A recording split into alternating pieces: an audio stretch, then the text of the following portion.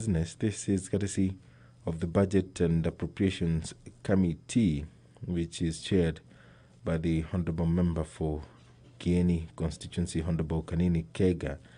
And this bill was being debated for the second reading.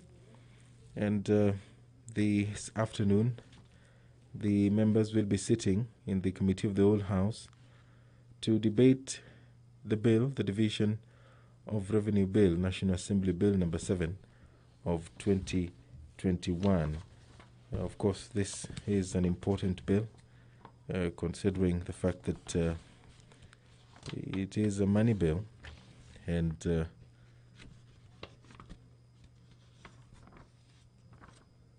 a lot is riding on this with regards to the amount of money that the government is going to appropriate. Of course, this includes the equitable revenue share.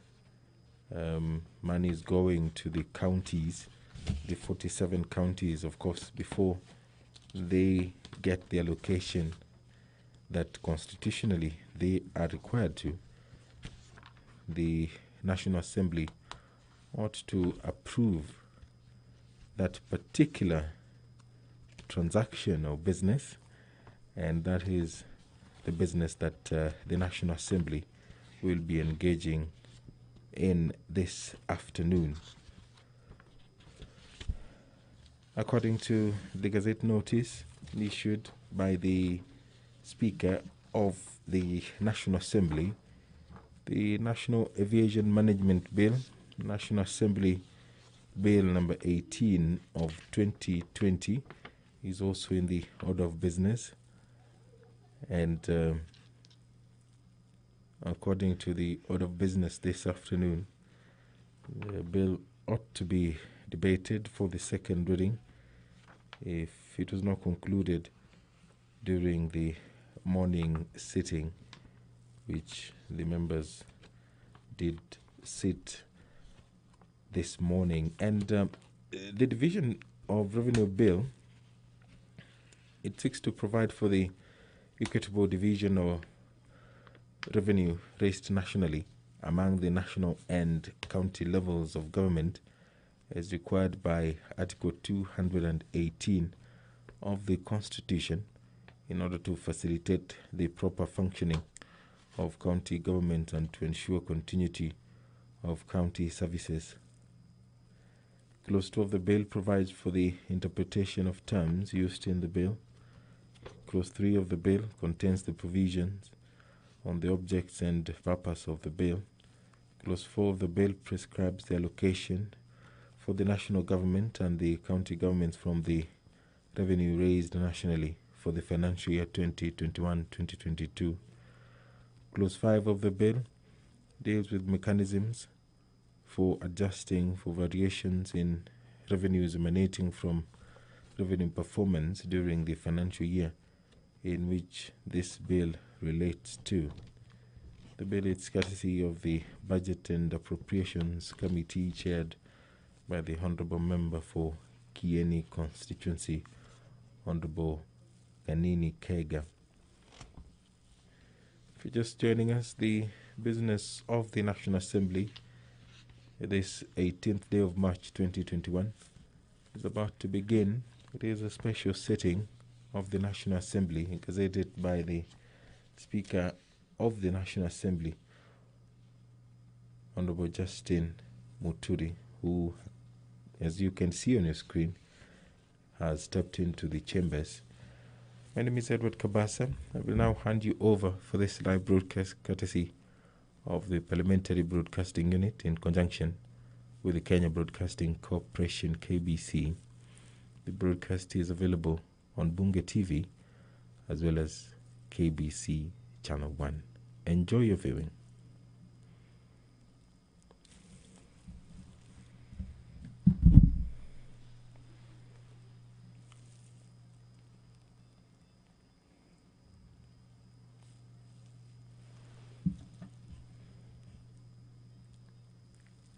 Who in your wisdom and goodness have appointed the office of leaders and parliaments, for the welfare of society as a just government of the people.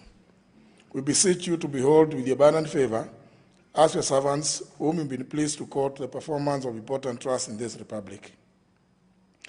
Let your blessings descend upon us here assembled, and grant that we treat and consider all matters that shall come under our deliberation in so just and faithful a manner as to promote your honor and glory, and to enforce the peace, prosperity, and welfare of our country and of those whose interests we are committed to our charge.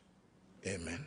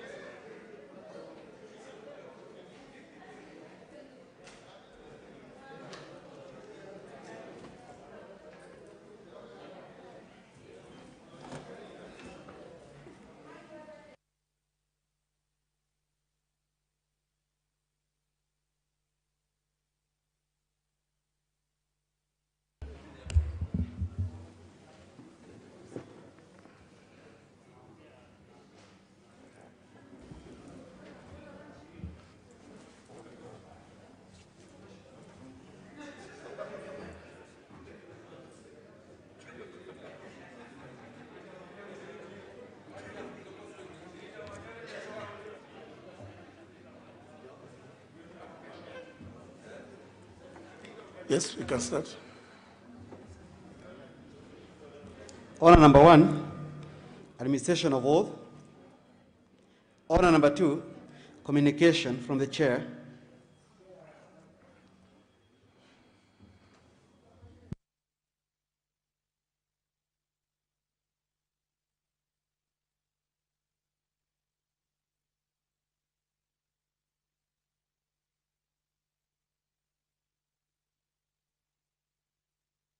Order number 3, messages. Order number 4, petitions. Order number 5, papers. Order number 6, notices of motion. Order number 7, questions and statements. Honour members, it's at this point, since on this, during this special sitting, there are no questions. It's as a segment for the statements that honour members, including the members who had wanted to express sympathy with our brothers across the border following the demise of His Excellency John Pombe Joseph Magufuli. So this time I see the member for Soy was the first one who had to put his card for intervention. Honorable Costani. Thank you very much, Mr. Speaker. I stand on behalf of the people of Soy constituency to say pole to our brothers, our neighbors in Tanzania for the loss of their president, Honorable His Excellency John Pombe Magufuli.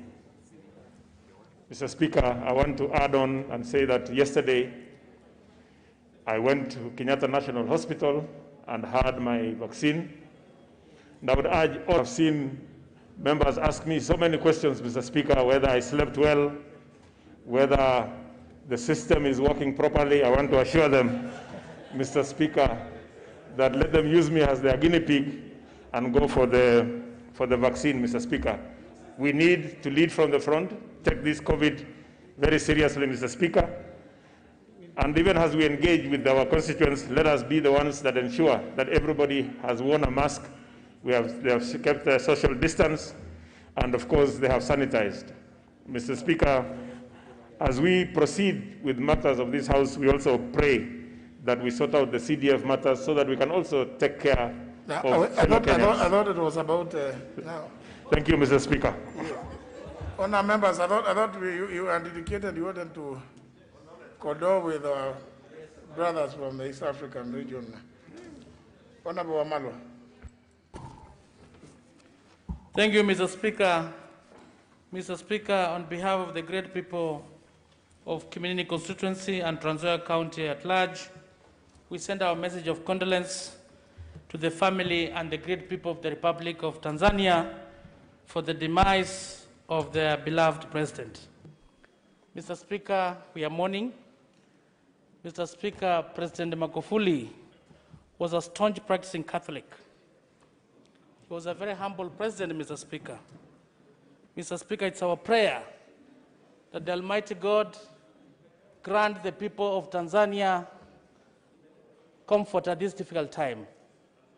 Mr. Speaker, the little time I've read about His Excellency the President, the late President, on matters of family values, he was on the front line. Mr. Speaker, the issues of LGBT, he was one person who believed in family values. The issues of same-sex orientation, Mr. Speaker, he rejected. And he was not anywhere to please the Western countries. He said no. And we salute him for that. We'll miss him very much, Mr. Speaker. May his soul rest in eternal peace. I thank you. South. Asante sana Bwana Spika, na nafurahi kwa nafasi hii nikiwa nimesimama kwa niaba yangu, kwa niaba ya jamii yangu na kwa niaba pia ya wakaazi wote wa eneo la Ubunge la Dagoretti Kusini, nikituma risala za rambirambi kwa familia ya Mheshimiwa Rais John Pombe Magufuli na watu wote na wananchi wa taifa la Tanzania, jirani wetu. Mheshimiwa Rais, Mheshimiwa Spika, niliweza kupata nafasi ya kukutana naye Mheshimiwa Rais Magufuli wakati alipokuwa waziri wa barabara na mipango ya ujenzi nikiwa kijana mdogo. Na wakati huo alinipendeza sana kwa uongozi wake, taadhima na pia ujuzi katika kazi ambayo alikuwa anaifanya wakati ule. Kwa hivyo mimi namuomboleza mtu ambaye namtambua na mtu ambaye namjua. Mheshimiwa Rais, Mheshimiwa Spika, mengi yamesemwa kuhusu kifo cha Mheshimiwa Rais. Naona kunao baadhi ya wajumbe ambao wanafurahia kwamba juzi umetazwa na wazee wa Nchuri Ncheke, Mheshimiwa Spika, na pengine ni ombi ambalo wanakuombea na ni ombi jema. Mheshimiwa Spika, mengi yamesemwa kuhusiana na kifo cha Mheshimiwa Rais. Lakini ningependa niseme sisi kama jirani wema, yote ambayo yamesemwa hayatuhusu. Kinachotuhusu sisi kama majirani wema ni kutuma risala ambazo ni za nia njema kwa taifa hili. Mheshimiwa Spika, nafahamu vema kwamba ni mwandishi kwa jina la William Shakespeare ambaye alisema kwamba mazuri ambayo mtu atatenda katika uhai wake yatazikwa naye, ilhali mabaya ambayo ulifanya yatadumu milele. Mheshimiwa Spika, ningependa tujikumbushe kwamba sisi ni baadhi ya mataifa ya Jumuiya ya Afrika Mashariki. Kwa hivyo yale ambayo tunaweza fanya kwa wakati huu ni kuwaombea heri njema majirani wetu na kuwapa risala za pole, na hivyo ndivyo nimefanya Mheshimiwa Spika. Asante sana kwa nafasi hii. Nimeshukuru. Mheshimiwa Ole Sankok. Thank you very much, Honorable Speaker, for giving me this opportunity. And Honorable Speaker, I also wish on my own behalf, on behalf of my family, and on behalf of persons with disability in East Africa, and being the chairman of East Africa Council for Persons with Disability, to send my sincere condolences to the family and to the great people of Tanzania for losing an icon, a Pan-African, a person who believed in his own country and his own people, a person who never, even despite the fact of being a president of a bigger country like Tanzania, never went out of Tanzania, never traveled, believed in his people, and made roadside declaration trying to assist the hustlers in their daily hustles, Honorable Speaker. Honorable Speaker, the late Honorable Pombe Magufuli believed in bottom-up a kind of economic growth, Honorable Speaker, and that is why he had to assist every hustler in whatever situation he found them in. Honorable Speaker, you remember there was times that you used to summon a provincial administration to assist any hustler around him who was in need. Honorable Speaker, therefore, as a great country and as a friendly country, we send our sincere condolences to the family and the people of Tanzania, especially that majority of the Maasai are also in Tanzania. In fact, I would have had better chances of becoming a president if I was in Tanzania because our community there is bigger. That is why Lowassa was the prime minister. So, Honorable Speaker, I send my condolences to the family. May God give them protection and strength at this trying moment. Thank you. May I appeal that we take as short time as possible, so that because I can see you have very many interventions, so that we don't. So those are the things about the hustlers and the hustles. If you can leave them, so that we just deal with the subject matter. Honorable Limo. Yeah, asante sana Bwana Spika kwa kunipatia nafasi hii niungane na wenzangu hapa kuomboleza kifo cha Mheshimiwa Rais wa Tanzania Pombe Magufuli. Mheshimiwa Spika, huyu rais alifanya kazi ya maana sana. Sisi tunajua wenyewe ya kwamba wafanyikazi wengi wa serikali huwa wajibike kwa kazi yao, lakini yeye alikuwa anakutana na hawa na anaweka hawa kiboko kabisa ile kalikali kuwaonyesha kwamba lazima wafanye kazi. Mheshimiwa Magufuli alipokuwa waziri alifanya kazi mzuri. Bwana Spika, mimi mwenyewe nilikuwa nimewahi pata nafasi kabla sijakuja hata hii bunge kufanya kazi kidogo huko Tanzania, na mabarabara zao Bwana Spika ilikuwa nzuri sana. Manake hizi kazi za kusimamia barabara, kukarabati barabara na kutengeneza vizuri ilianza huko Tanzania hata kabla sisi wenyewe tujatengeneza hizi usimamisho wa barabara ya Kenya kama Kenha, Kera. Tanzania walienda mbele wakaanzisha TANROAD, na mimi mwenyewe niliaitumia hizo barabara na yeye alisimamia vizuri. Barabara kutoka Dar es Salaam kufuata kabisa mpaka Morogoro, mpaka mwisho wa Tanzania huko mwisho karibu na Malawi na Zambia. Bwana Spika, ningependa kupea rambirambi marafiki zangu wenye huko Tanzania kama Charles Kichere mwenye anasimamia angalishaji ya vitabu ya serikali, Ponzi Poziana, Jimmy Kabwelile na Ores Maskini. Hawa ni watu niliwaifanya kazi na hawa kidogo na ni marafiki wazuri. Ningependa kusema kwa niaba ya watu wangu wa Kipkelion East na Kericho County, tunasimama na Tanzania kwa sababu pia ni jirani yetu huko chini, na mimi nasema Mungu amweke pema peponi. Asante Bwana Speaker. Member 40 Tigania West.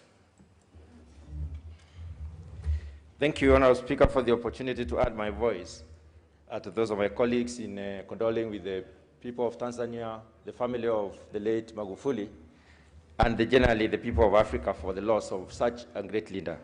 Honourable Speaker, on my own behalf, on behalf of my family and the great people of Tigania West, I bring my condolences to the family and the people of Tanzania for the loss of their leader. Honourable Speaker, His Excellency, the late Magufuli, showed us clearly that he's a very focused and very strong-willed person. He stood very firm on his principles and did whatever he thought was right to his people and for his people. Honourable Speaker, the late Magufuli reminds me of a law called Murphy's Law. In the struggle with the COVID-19, Honourable Speaker, the late Magufuli struggled with the people of Tanzania. He guided the people of Tanzania. He accepted failures where there were, and he was able to propel his people very well. Honourable Speaker, there is a lot to learn from the strong-willed Honourable Magufuli. He has also supported his people in the sense that he has allocated close to 10% of the national revenue to agriculture. Agriculture is where most of the people are. And Tanzanian economy is growing faster than the Kenyan economy because the money goes to the people. Honorable Speaker, Honorable Magufuli will be remembered for many years for having focused on the people. I do send my condolences to the family and also the people of Tanzania. Thank you, Honorable Speaker. Member for Nyando. I thank you, Honorable Speaker. On behalf of Nyando constituency, we all stand in solidarity with our brothers and sisters in Tanzania as they mourn their departed president. Honorable Speaker, 2007, Magufuli came to Kisumu, and it was during the height of our campaigns as ODM. And the current governor of Kisumu, Professor Nyong'o, who was the SG then of our party, stood up and said, because he was the minister in charge of livestock and fisheries, said, hapa tuna waziri wa uvivu. Of course, because you know Swahili is not part of our curriculum down there. And when he stood up to say, as humorous as he was, he said it is not uvivu, but uvuvi. So we remember him for that. But Honorable Speaker, President Magufuli will be remembered for so many things. I remember him for viciously fighting corruption within Tanzania. And he was never a stranger to wars with the people who were involved in corruption. He called it bluff, public and private, and he never flinched while fighting corruption in Tanzania. We also remember him for not pandering to the whims of the West. For once we had a president who believed in Tanzania, bought Tanzania, and I think, if I can remember, there is only one time that he stepped out of Tanzania, and he flew in the economy class all through the trip going and coming back. So he believed so much in Tanzania. He was an Afro optimist, so to say, and we will miss him very, very much. But it's also a wake-up call, Honorable Speaker, that we need to take COVID-19 very seriously. If there are avenues for doing vaccination for members of this House, we need to take full advantage so that we can at least take this disease away from where it belongs. But one day, Honorable Speaker, as I finish, we shall all in unison stand up and ask death, where is your sting? I thank you for the opportunity. Member for Tharaka. Thank you, Mr. Speaker. Mr. Speaker, allow me to, on my own behalf and on behalf of the people of Tharaka, to convey my very sincere condolences to the people of the United Republic of Tanzania.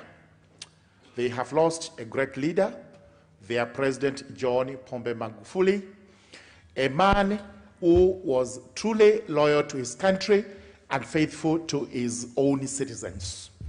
In fact, I do not winch even a little bit to say that he was a leader to be emulated, especially in the way he went about doing his duties. He never tired, he never shied away from even moving to their districts, even on the roadsides, to ensure that Tanzanians received the services they deserved. This is a president who will be missed not only by Tanzanians, but also by the entire continent of Africa and the world at large. May the Lord rest his soul in eternal peace. Member for Funyula. Thank you, Honorable Speaker.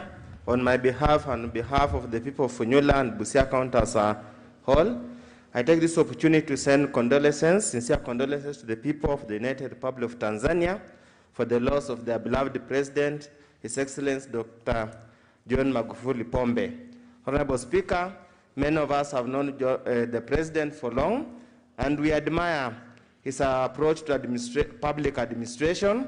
We admire his zeal to stamp out corruption, as is epitomized in so many projects he has done, Honorable Speaker, that while Kenya have done the projects at X amount, he has done the projects at half amount.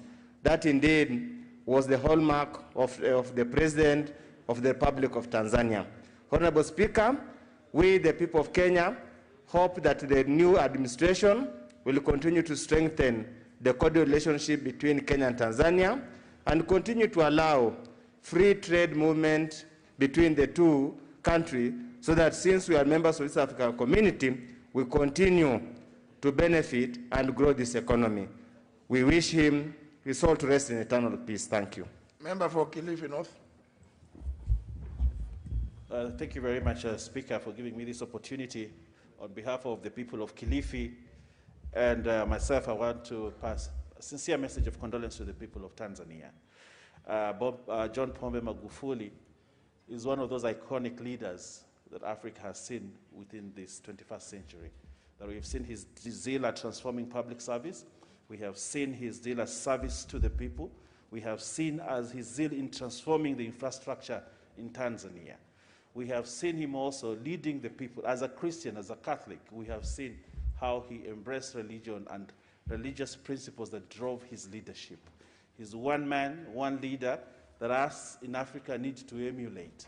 The selflessness, that he did not discriminate who it was that he was working with, the love for the people, and the general principle that you're in leadership to serve the people and not yourself is what he exhibited. So I'd like to join the people of Tanzania, and especially the consulate in Mombasa that has worked very well with me and with the people of Kilifi in many things, and tell them poleni sana for the loss of your president. Thank you. Member from where? Asante sana Mheshimiwa Spika, nasimama kuomboleza na familia na watu wa Tanzania kutokana na kifo cha mwenda zake Mheshimiwa John Pombe Magufuli. Mheshimiwa Spika, mwenda zake alikuwa amejitengenezea jina katika Afrika mzima kwa juhudi zake za kupigana na ufisadi na uzembe katika pembe zote za serikali ya Tanzania. Mheshimiwa Spika, mwenda zake hakugojea kuchukua hatua palipokosa. Yake ilitatuliwa hapo hapo na sana kando ya barabara. Mheshimiwa Spika, mimi sana nitamkumbuka mwenda zake John Pombe Magufuli kwa matamshi yake ambayo alikuwa akitoa mara kwa mara, na kutokana na matamshi hayo nilijifunza pia Kiswahili sanifu kutoka Tanzania. Na katika tokeo hili ambayo Mheshimiwa Spika, ningetaka kumwishi John Pombe Magufuli Mheshimiwa Spika, nasikia kuna watu ambao wanani confuse. Nataka kumtakia mema peponi. Asante Mheshimiwa Spika. Member for Kajiado South. Thank you, Mr. Speaker. Mr. Speaker, on behalf of the people of Kajiado South, on my own behalf and the entire Kajiado County, let me take this opportunity to send my condolences to the people of the United Republic of Tanzania for this big loss of their dear president, the late President John Pombe Magufuli. Mr. Speaker, as a neighbor, because I border Tanzania, we have known Magufuli for so many things. Some of the very good attributes that are always going to be remembered with is the protection of the environment. Tanzania is very, very firm on forest issues, Mr. Speaker. Whenever you cross at the border of Kenya and Tanzania, you will definitely know. You don't even need the international beaconing. You will definitely know that you are now in Tanzania. And it is because of the very good protection of the environment, Mr. Speaker. And they are very firm if you violate those environmental laws, Mr. Speaker. They have what they call nationalization, kutaifisha. Every time those of us who are livestock keepers, you have your livestock cross and even just enter into a niche of their forest, they are taken by the national government of Tanzania. They call it nationalization, zinataifishwa. I remember just recently, Mr. Speaker, when tourists were going around their normal game viewing in the Serengeti. I remember there was a brand new car, Land Cruiser, I won't mention the company, which was, actually taken away by the government of Tanzania just for going away like 2 meters inside or off the road. and they say it's now nationalized. Mr. Speaker, the most common which is known in this country is in 2017, the national government of the United Republic of Tanzania confiscated 1,325 livestock from my constituency. Zikataifishwa. They say they are now nationalized. And Mr. Speaker, they were auctioned and taken away by the government of Tanzania. But thanks to our government and His Excellency President Uhuru Muigai Kenyatta, because he came to the rescue of those farmers and they compensated 100% and paid all those livestock to the people of Loitoktok or Kajiado South, Mr. Speaker. But Mr. Speaker, as a neighbor of Tanzania, we always have those as neighbors. Today you are, in good books with them. Tomorrow you are not. But the greater good should always override those small differences, Mr. Speaker, because we know Tanzania is our greatest trading partner in this country, Mr. Speaker. It's number one, followed by Uganda, Mr. Speaker. And those good relations must always be maintained for the good of the two people, of Kenya and Tanzania. My prayers and thoughts are with the family of the late Magufuli and the people of the United Republic of Tanzania. Thank you, Mr. Speaker.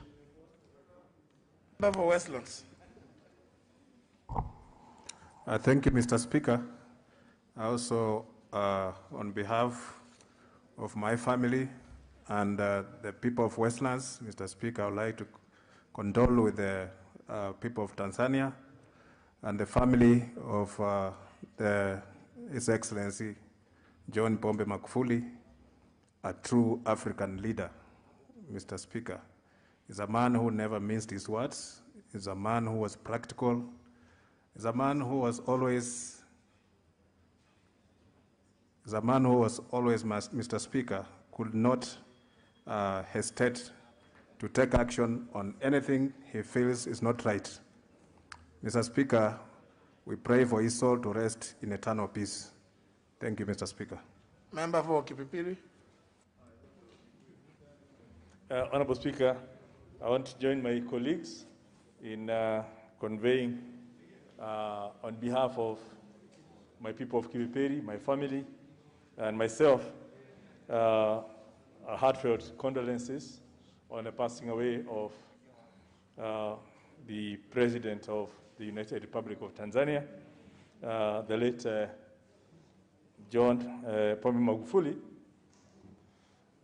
who, as members have said, perhaps will best be remembered on his stance in terms of the war on graft in Tanzania, and in terms of enhancing service delivery and ensuring that all his civil servants are accountable to the people.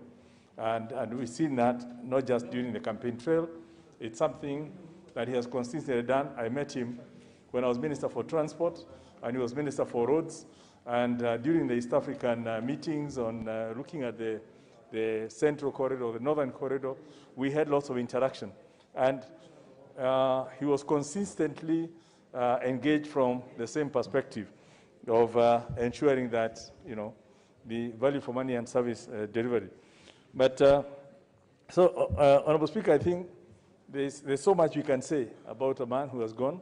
But for now, all we can really urge is the people of Tanzania. We do hope they will have a peaceful transition. It's been quite a number of transitions.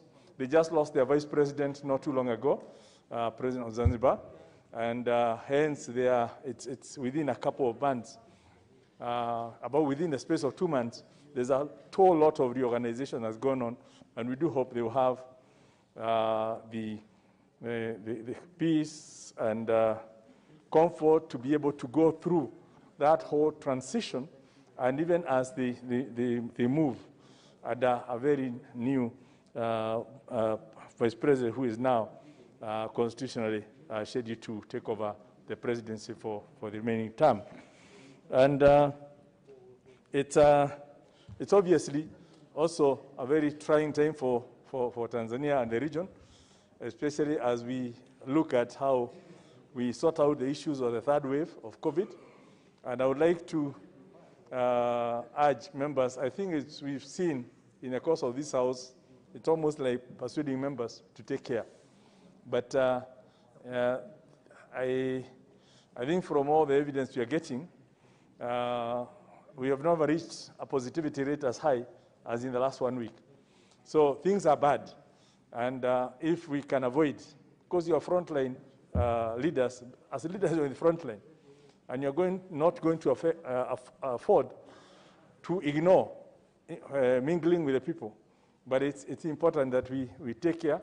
And I know, Honorable Speaker, I know the clerk has been working on possibilities of the ministry coming in to help sort out the issue of vaccinations from within the presence of Parliament.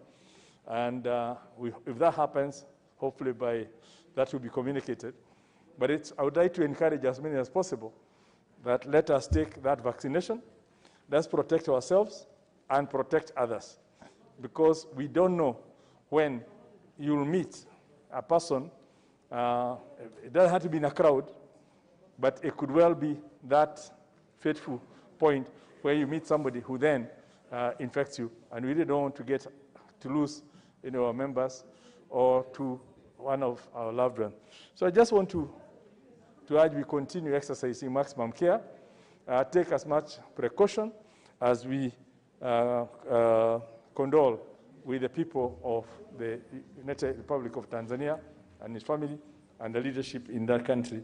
And we do hope that his soul, and pray that his soul will rest in eternal peace. Thank you, Mr. Speaker. Member for Elders. Thank you, Mr. Speaker. On my own behalf and on behalf of the people of Elders, I want to join my colleagues in sending my condolences to the people of Tanzania. Mr. Speaker, Tanzania is a very important member of the East African family. And Mr. Speaker, one of the key pillars of our foreign policy is economic diplomacy. Mr. Speaker, if you look at the history of all the countries that have had a serious takeoff from poverty-stricken economies to highly developed economies, Mr. Speaker, they have had very strong leaders. If you compare South Korea, Malaysia, Indonesia, Thailand, Hong Kong, all these countries have had one thing in common. At one stage, in fact, they borrowed from Kenya in 1968, Mr. Speaker. Some of them used to get money from Kenya. Today, the GDP of South Korea is almost 50 times of that of Kenya. The reason is this, because they have had a very strong leader. Mr. Speaker, Tanzania has been our neighbor, is our neighbor, will continue to be our neighbor, and therefore what happens in Tanzania affects the people of Kenya and by extension the East African community. And therefore, the fact that right now we are not talking about insecurity, the fact that right now we are talking about a smoothless transition, Mr. Speaker, is something that we should also be very proud of as a leading nation, because Kenya, and this is one thing that I always say, Mr. Speaker, it's not an ordinary nation. Kenya is a regional hub, a diplomatic hub, a conferencing hub, Mr. Speaker, a humanitarian hub, and meaning because of we are always careful and watchful of what happens in all the countries that neighbors, Mr. Speaker, because we have challenges here and there and this, and the fact that right now our brothers here are mourning the death of their departed leader, and they are doing it in style. I watched the live interview by the Vice President, Mr. Speaker. The way they do it, that is the approach that even in Kenya, it's something that humane approach is one thing that we need to learn from Tanzania, Mr. Speaker. And therefore, in conclusion, what I want to say is, in Islam, as a Muslim, we believe death is a must. And that's why in the Quran we say, Kullu nafsin dha'iqatul maut. Every soul shall test death. I remember, Mr. Speaker, when the king of Saudi Arabia died, President Obama wanted to attend the burial, and in fact, from Japan to Saudi Arabia, you know, because of international travel, he delayed. And when he came, he was told, this is the graveyard of the king. He couldn't believe, just like all the ordinary graves. And that is the style. That is the style, is one thing that actually the Muslims encourage, and I hope and pray that we all accept death. Mr. Speaker, finally, this issue of COVID, and I want to appeal to you, is a reality. And we must speak from the front. We must speak and demonstrate leadership on this. And Mr. Speaker, I want to urge you, in consultation with the leadership of the House and the clerks and whatever, that we go back to the all strict COVID protocol. Because the way things are right now, and Mr. Speaker, with the rising cases, I'm afraid we may be termed very soon as the super spreaders. So, Mr. Speaker, I want to urge you, Yes, we need to do our legislative activities, but equally our health is also very important as frontline health, frontline workers. I do not want, and the issue of vaccine, I think as our brothers here, once it comes here, we'll lead. We will have to get it because this is one thing that actually we must also demonstrate leadership. So Mr. Speaker, my appeal is next week before we reconvene, I think we should go back to the strict COVID protocol. That's the only way we can protect ourselves. Otherwise, Mr. Speaker, thank you so much for the opportunity. Member for Suba North. Thank you, Mr. Speaker. Let me take this opportunity on my own behalf, on behalf of the people of Suba North, to send my condolences to our neighbors from Tanzania on the loss of their president. Mr. Speaker, my constituency neighbors Tanzania through Remba Island, so not only are they our neighbors through the country, but through my constituency. Mr. Speaker, the president was also a very good friend to my party leader, Honorable Raila Amolo Odinga. That's what Honorable Jared was saying. And I know many people are challenging Kiswahili because Anyang' Nyong'o was actually referring to him as the Minister of Laziness instead of the Minister for Fisheries. But he has actually shown that he was not a lazy person when he became president. As a leader, we will be remembered for our work in two things, the hardware and software. Mr. Speaker, as a person with human rights background, I will skip his work in software work. And especially as an African, we remember people for the good they have done. Mr. Speaker, he put Tanzania first. Mr. Speaker, he worked very hard to eradicate corruption.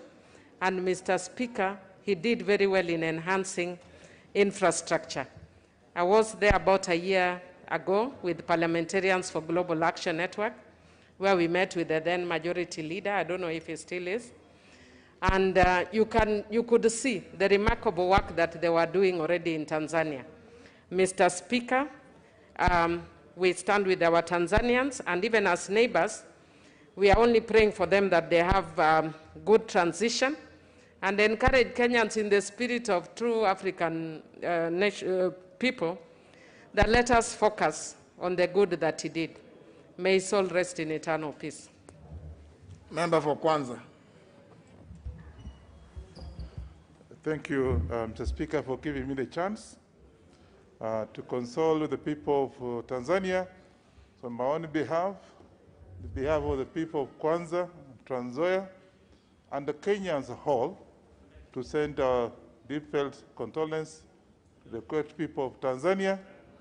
Mr. Speaker, interestingly, I made a private visit to Dar es Salaam. I'm a Catholic, and I went to a Catholic church for service. Who do I see? I saw the head of state walking, very simple.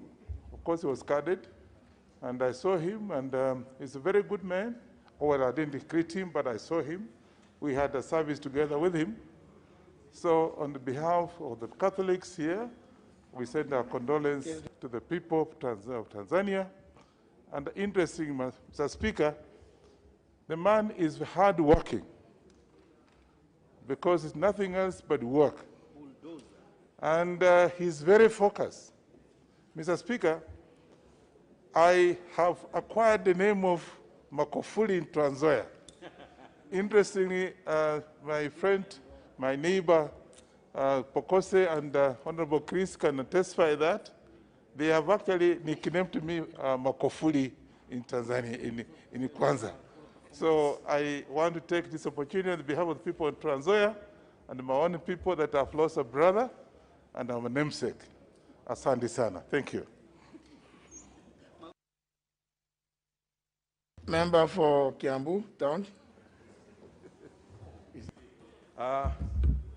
Kwa niaba ya watu wa Kiambu ambao wamenichagua nikuje kwa hii bunge la kitaifa, kwa niaba ya familia yangu na kwa niaba ya bunge ya Afrika ambao mimi ni mwana bunge hiyo, ningependa kutuma rambirambi zangu kwa familia ya mwenda zake marehemu John Pombe Joseph Magufuli ambaye alituacha siku ya jana, na ningependa kuomboleza pamoja na familia yake.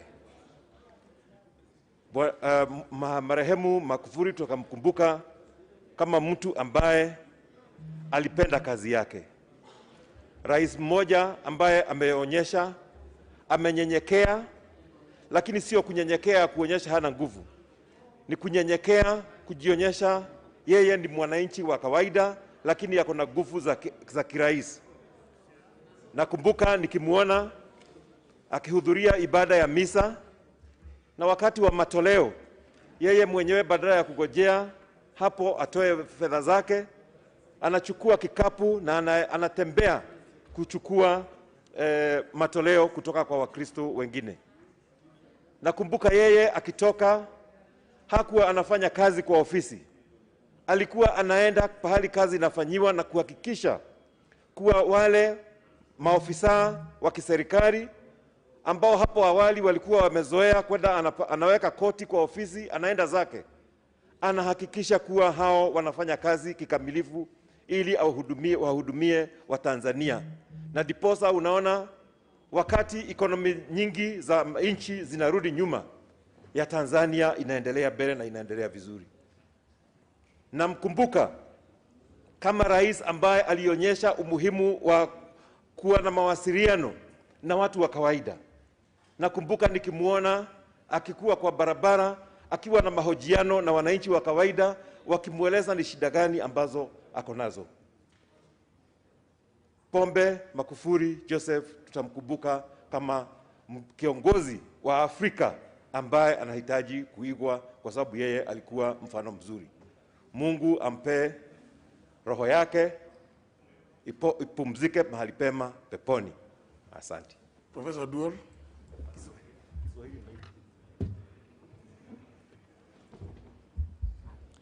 Thank you, Honorable Speaker, for opportunity to join the people of Tanzania and their family to condole at this time when we lost His Excellency John Pombe Magufuli. Honorable Speaker, indeed, as members have indicated, Honorable Magufuli will be remembered as a servant leader. He was a leader that we would see was concerned about all the peoples of Tanzania, irrespective of religion, irrespective of language, and irrespective of social class. Honorable Speaker, as I send my condolences, I do so on behalf of the ODM party, Honorable Speaker, which is the party that has enabled me to sit in this House. And I do so remembering that the word, as we, Honorable Speaker, today, dealing with death, will link to our belief system, that we remember that all leaders, while they serve, as Magufuli did, would remember that they need to number their days and that they need to do and stand in confidence for what they believe.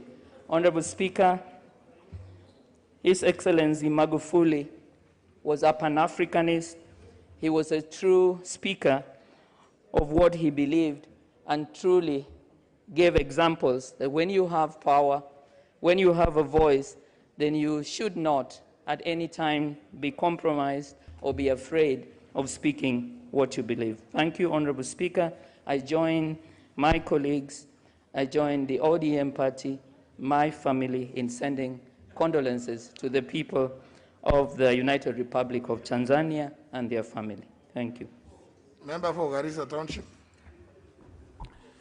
Thank you, Mr. Speaker. On behalf of the great people of Garissa Township and on my own behalf, I stand here to send my condolences to the people of Tanzania, the family of President Magufuli. And Mr. Speaker, I remember him. I haven't met him, but I remember him as a man who believed in his country. That even he didn't believe in East Africa community. He even didn't believe in his neighbors. He believed in transforming Tanzania. And the Speaker, as I sit down, you know this culture of when you die, you are praised. And people don't say, you are other side. I hope Tanzania now will, the new leadership will believe in true democracy. Because our brother, the late Magufuli, in certain ways, did things in particular in the last election, that violated true democracy. Member for Alego Usonga. Thank you, Honorable Speaker. On behalf of my family and the people that I represent, the people of Alego Usonga, I pass my condolences to the family and the people of Tanzania. Honorable Speaker, Magufuli has left a serious mark in the leadership space in Africa. And Honorable Magufuli was a bold leader. He believed in himself, and he developed his own leadership ideology, which he wanted to transform Tanzania and make Tanzania a different country. In the process, the economy of Tanzania has benefited because Tanzania's economy has grew from low to middle income economy. But, Honorable Speaker, on the other hand, the democracy and freedoms of Tanzanians really suffered. And I think this is something that historians and political scientists need to discuss, whether poor countries... Member for Mogotio. Thank you, Speaker. I join my colleagues in also sending my condolences to the people of Tanzania and also the family of Magufuli. I think we also saw that President Magufuli was a very strong-willed president. He actually exercised a bit of strong will in the Tanzanian economy, and even actually made very controversial directives, especially concerning the issues of COVID. And also, and on the other side, we also saw that he welcomed also our president and gave him some peacocks, which were very, very beautiful. And therefore, we want to wish him farewell in his last journey in this earth. Thank you. For Kinango. Honour members, 1 minute, 1 minute. That's why. Asante sana Mheshimiwa Spika. Kwa niaba yangu na familia yangu na wananchi wote wa Kinango kwa jumla, nataka nichukue nafasi hii kutoa salamu za rambirambi kwa Jamhuri ya Tanzania na wananchi wote wa Tanzania. Mheshimiwa Joseph Pombe Magufuli alikuwa rais ambaye alikuwa anajulikana kwa upande wa kunyorosha adabu wafanyikazi ambao walikuwa wanazembea, na hiyo atakumbuka katika maisha yake yote. Na sisi sote kama jamii ya Kenya tunawapatia ndugu zetu wa Tanzania pole katika wakati huu mgumu, na Mwenyezi Mungu ailaze roho yake mahali pema panapolala wema. Asante. Member for Yatta. Thank you, Mr. Speaker. Allow me to also send my condolences on my behalf and the great people of Yatta and the people of Machakos County to the wife and the family of the late John Pombe Magufuli, the president of the great nation, our neighbor Tanzania. Mr. Speaker, Magufuli stood for a lot of things, Mr. Speaker, among them efficiency in public sector. This is a man who fought corruption in the best way you know, Mr. Speaker. A simplified presidency in that country, Mr. Speaker. In many occasions, you would see him sitting down with the common man, Mr. Speaker, under a tree and engaging the common man. He loved touring the great nation, his own people, Mr. Speaker. But, Mr. Speaker, we also want to pray that Tanzania gets a peaceful transition as the new lady president, Samia Suluhu Hassan, becomes the first lady president in East Africa, Mr. Speaker. And as we do that, we want to encourage Chama cha Mapinduzi to promote the... Member for Imenti North. Thank you, Mr. Speaker. Mr. Speaker, I want to join my colleagues on my behalf and on behalf of my family and North Imenti to send our condolences to the people of Tanzania. The President Magufuli was in Meru many years back when he was opening a road going towards Maua with the Right Honorable Prime Minister Raila Amolo Odinga in Meru, and even there is even a plaque to that effect opposite the Kaga girls. And Mr. Speaker, he was somebody who had a good broom, and I hope that broom can be brought to Kenya for wiping out corruption, because that's what is needed in this country. Thank you, Mr. Speaker, and poleni sana. Member for Kilifi County.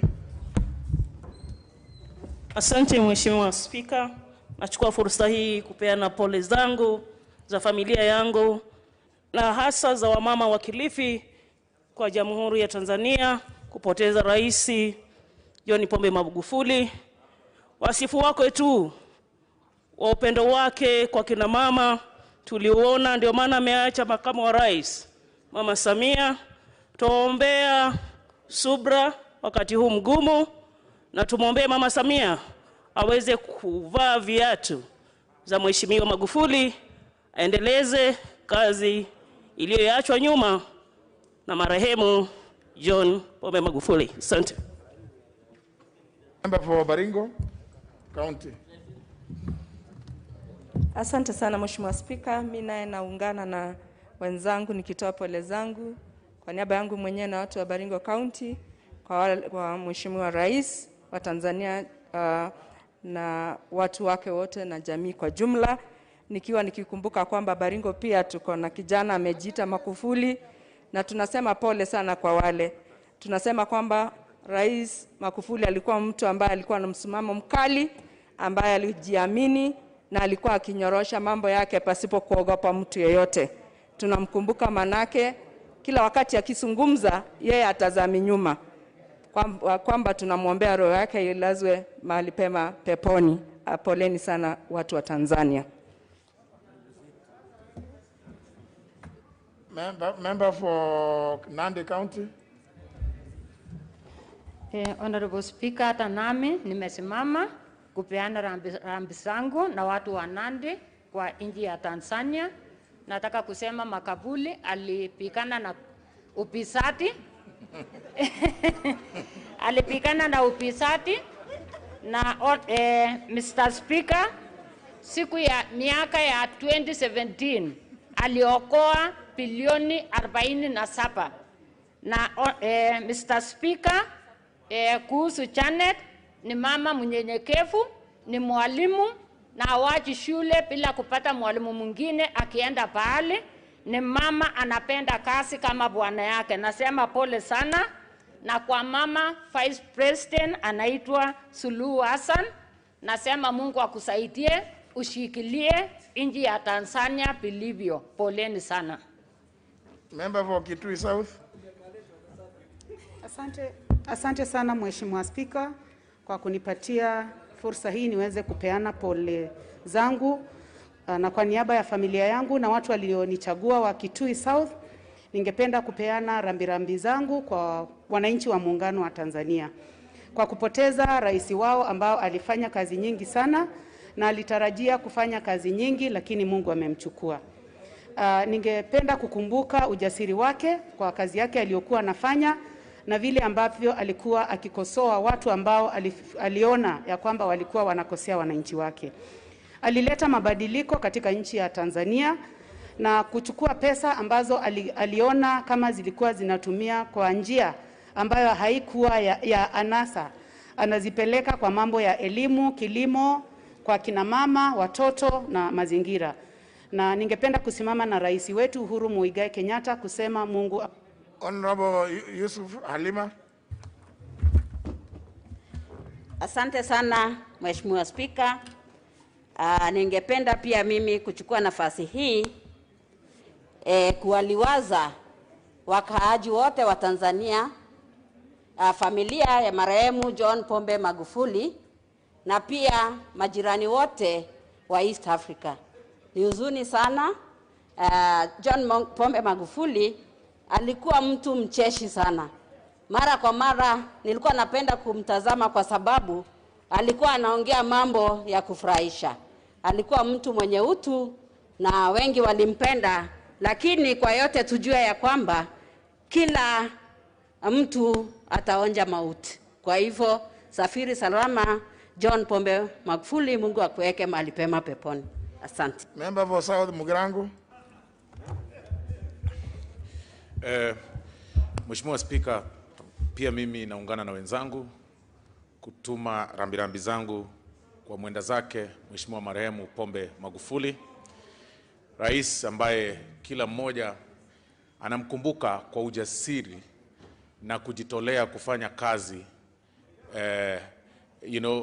kujitolea kufanya kazi kwa mbele ya wananchi, kutoa directives mbele ya kwa rallies mbele ya wananchi na kupinga ufisadi katika nchi yake. Lakini tunaposema hayo pia tunaomba Watanzania washikilie demokrasia na wahakikishe ya kwamba watapeana freedom ya watu kujiexpress inavyofaa kule Tanzania katika njia ya kisiasa, kwa sababu kidogo. Member for Central Imenti. Mheshimiwa Spika, nasimama kushikilia kama vile wenzangu wamesema kuhusu marehemu Rais Magufuli. Alikuwa rais mzuri wa nchi ya Tanzania, na tunaombea wananchi wa Tanzania wawe na wakati mwema wakati wanasindikisha rais wao. Sipokuwa kusema Rais Magufuli alikuwa rais mwenye msimamo mkali na ambaye alikuwa amependa watu wake sana, ambaye hakuwa akitaka wachezwe nao ama waingiliwe kwa chochote kile, kwa sababu ukiangalia vile Rais Magufuli alikuwa akiendesha maneno yake, alichoma kuku nyingi kutoka Kenya kwa sababu alikuwa akipenda nchi yake isingizwe ugonjwa wa kuku. Ng'ombe akachukua ng'ombe nyingi za Kenya kwa sababu hakuwa akitaka kichaka chao kilishwa ng'ombe za Kenya. Kwa hivyo popote pale ameenda, Mungu amrase pale pema peponi. Asanteni sana. Member for Uriri. Thank you, Mr. Speaker. Let me also, on my behalf and on behalf of the great people of Uriri, pass my condolences to the late President of Tanzania. Mr. President, many people have said very good things, and I join my colleagues. And as Africans, of course, when someone is gone, we remember them for the good things that they have done. How we only wish that other leaders, including in this country, led by the Minister for Health, can lead this country by example by taking the jab, because this COVID is real, Mr. President.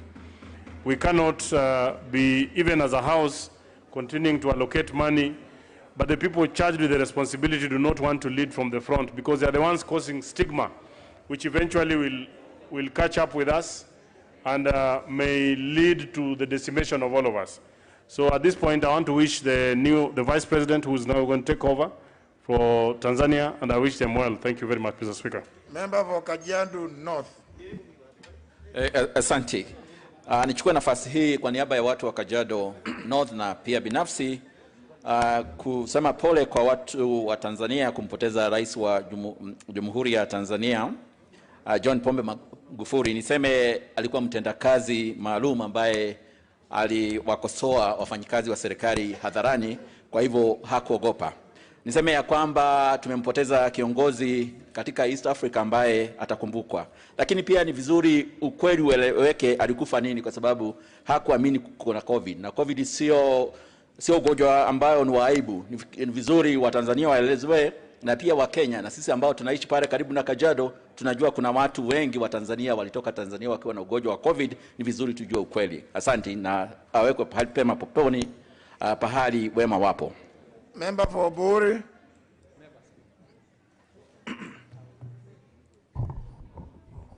Thank you, Mr. Speaker. On behalf of people of Buri, I'd like to send our condolences to the family and the people of the Republic of Tanzania through the Vice President, Madam Hassan Tulu. The late President, rose from a very humble family. His father was a farmer, but he rose with that humbleness, and he became a wonderful president who all of us today are emulating.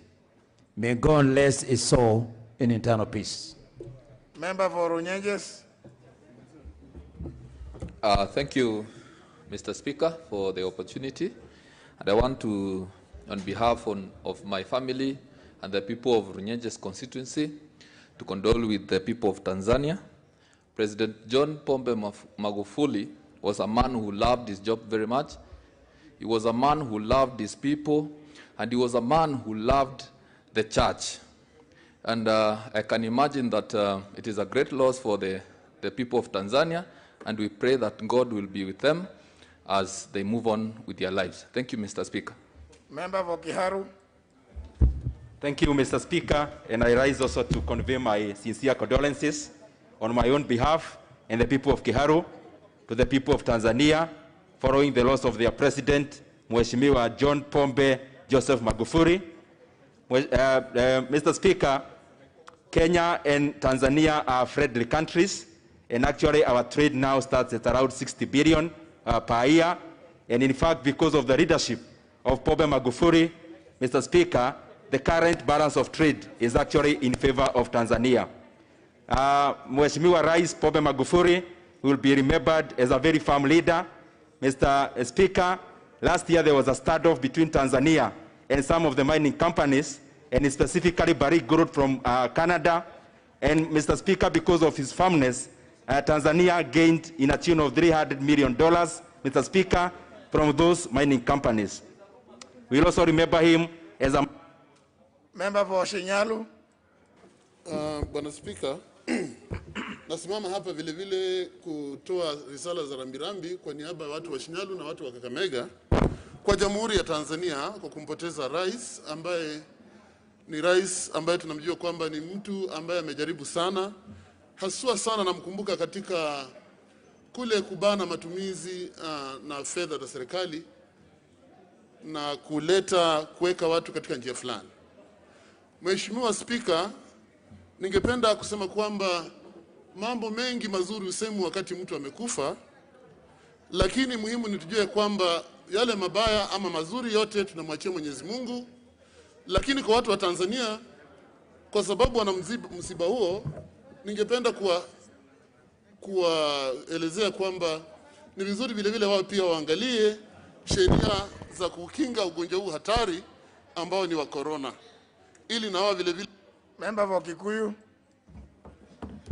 Asante Bwana Speaker, pia mimi najiunga pamoja na wananchi wa Kikuyu kutuma risala ya rambirambi kwa Jamaa, Marafiki na familia ya Mheshimiwa Magufuli na Watanzania wote.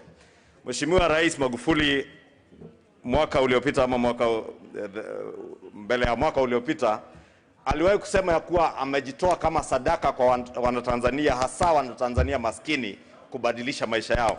Na tumeona kufuatia uongozi wake Mheshimiwa Speaker, nchi ya Tanganyika wakiinuka kimaendeleo kutoka ujenzi wa madaraja, mabarabara, port na hata reli ambayo iliweza kugharamia pesa kiasi kidogo zaidi kuliko hii yetu.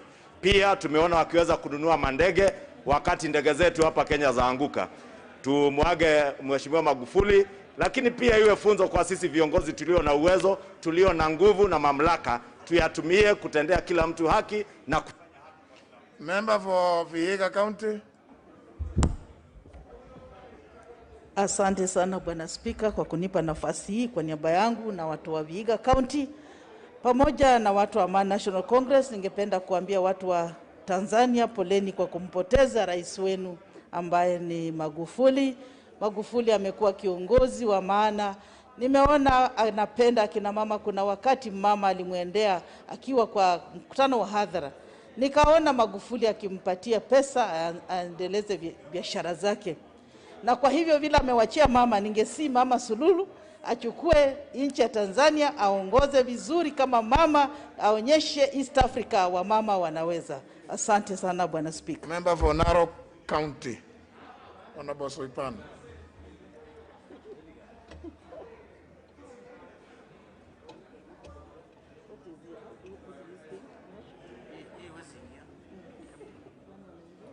Thank you, Mr. Speaker. On my own behalf, on behalf of the people of Narok County, I wish to convey my condolences to the people of the United Republic of Tanzania.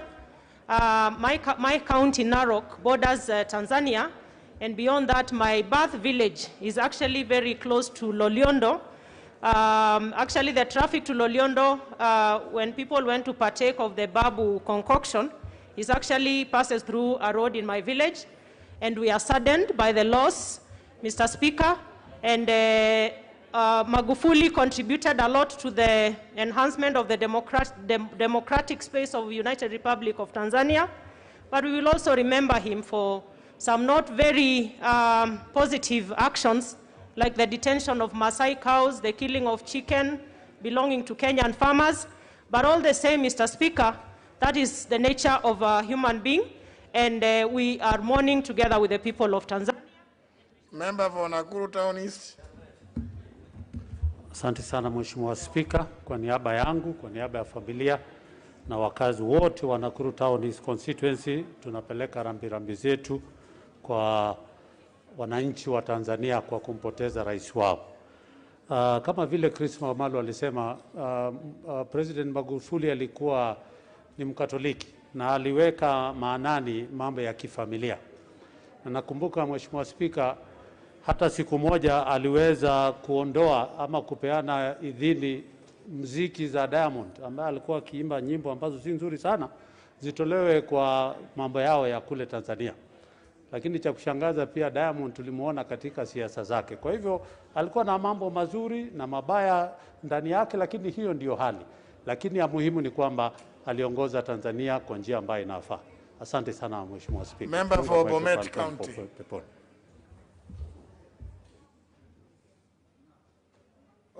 Honorable Joyce Koril.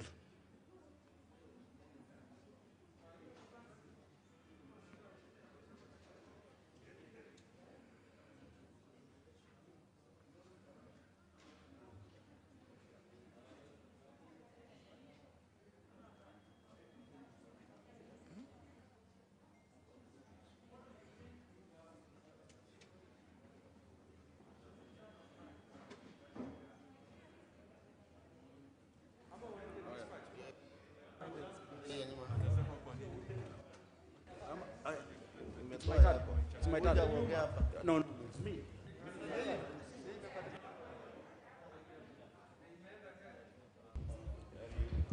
I'm sorry, Honorable Speaker. Kwa niaba yangu, familia yangu,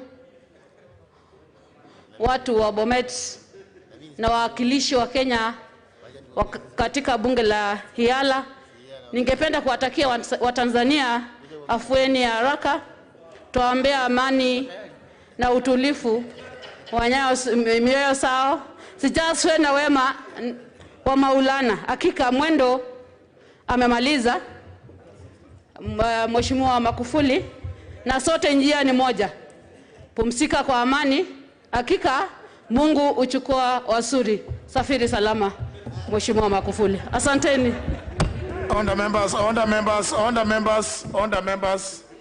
Members, if you can take your seats, including member for Keses.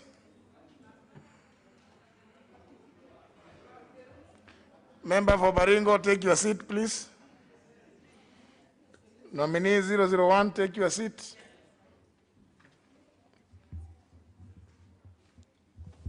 Honourable members,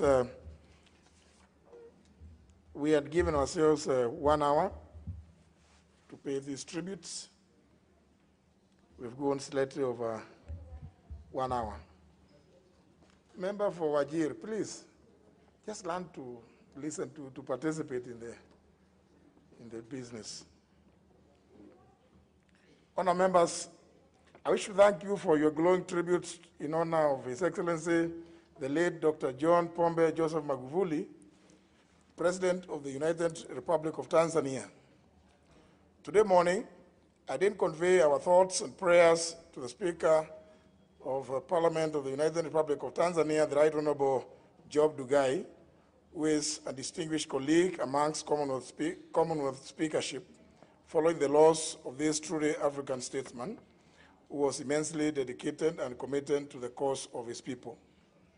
Honourable members, as you are aware, His Excellency President Uhuru Kenyatta, Commander-in-Chief, has already made a presidential proclamation with respect to the demise of the President of the United Republic of Tanzania, and has guided that the Republic of Kenya will observe a period of 7 days of national mourning, and that the flags of the East African community and of the Republic of Kenya shall be flown at half-mast in all public buildings and public grounds, and wherever else throughout the Republic of Kenya and its embassies, high commissions, and from forenoon today, 18th of March 2021, until sunset of the day of the funeral. Honourable members, in tribute and honor to our departed brother, His Excellency the late Dr. John Pombe Joseph Magufuli, I request that we all stand to observe a moment of silence.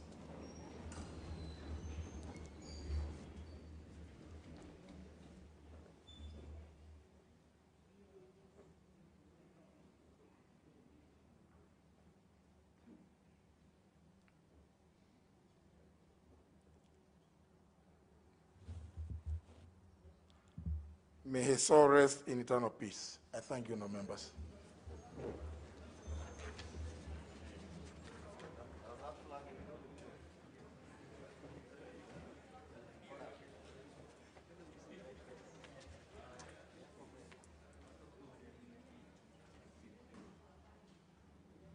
Next.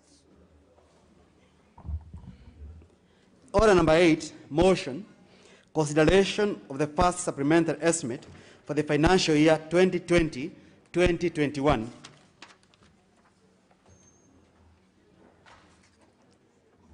This motion is by the Chairman, Budget and Appropriations Committee. Thank you so much, Honorable Speaker.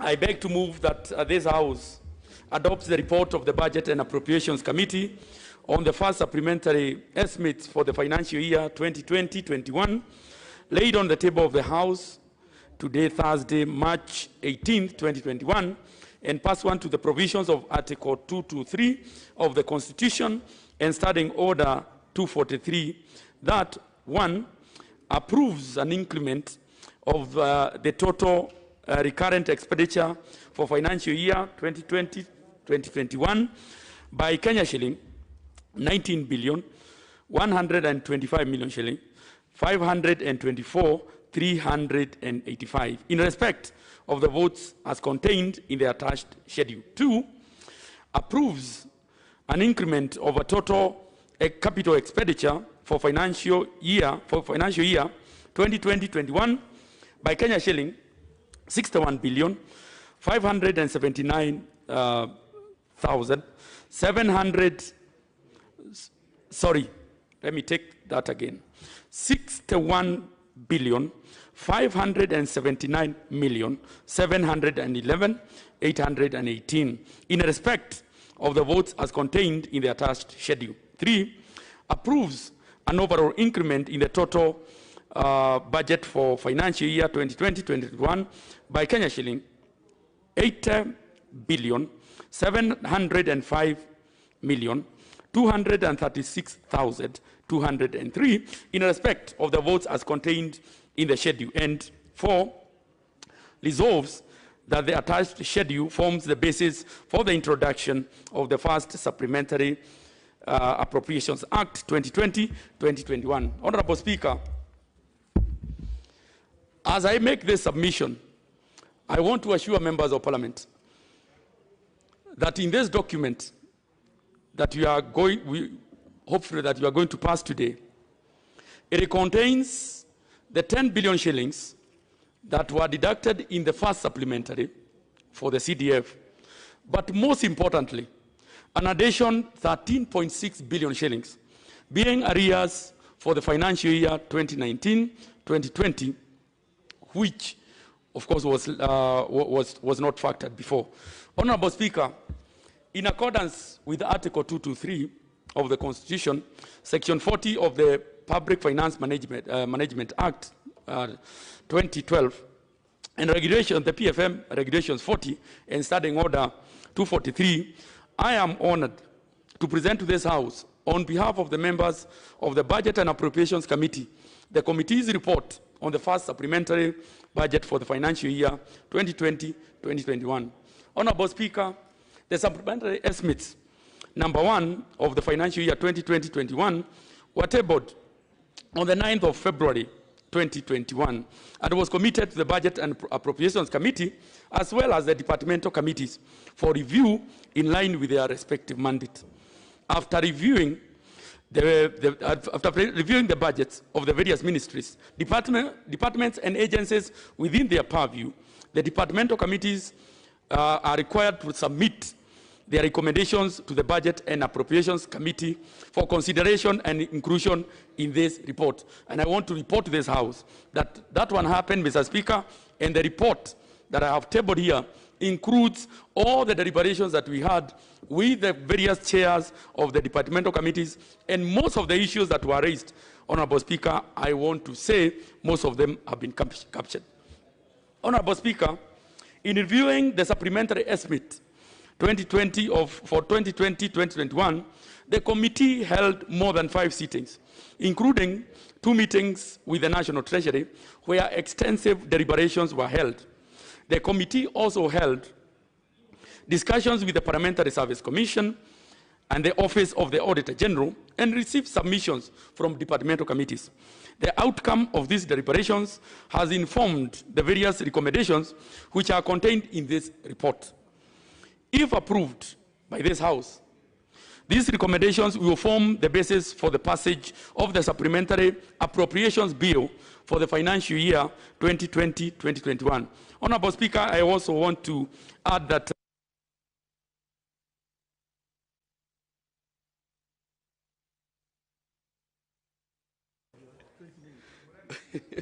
okay, thank you, Honorable Speaker. I want to hasten and say, Honorable Speaker, when we received the first supplementary and we had engagements with the departmental committees,